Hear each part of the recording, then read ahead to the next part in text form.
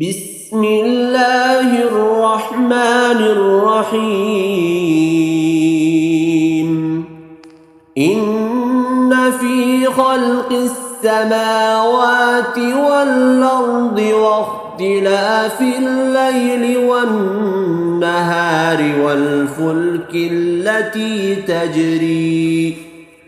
والفلك التي تجري في البحر بما ينفع الناس وما أنزل الله من السماء من ماء فأحيا به الأرض بعد موتها وبث فيها من كل دابة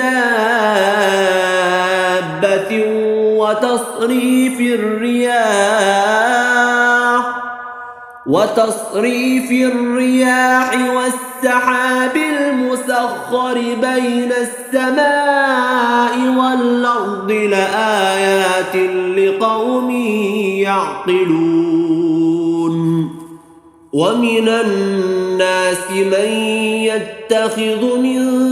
دون الله أندادا يحبونهم كحب الله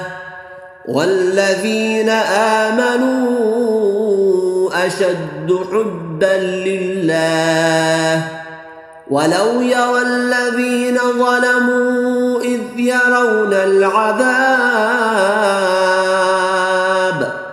إذ يرون العذاب أن القوة لله جميعا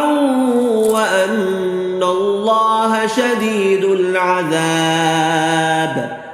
إذ تبرأ الذين اتبعوا من الذين اتبعوا ورأوا العذاب وتقطعت بهم الأسباب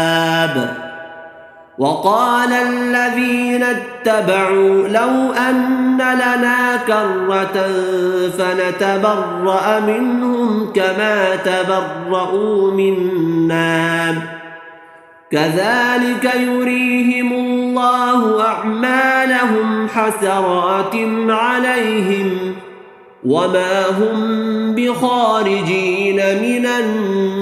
النار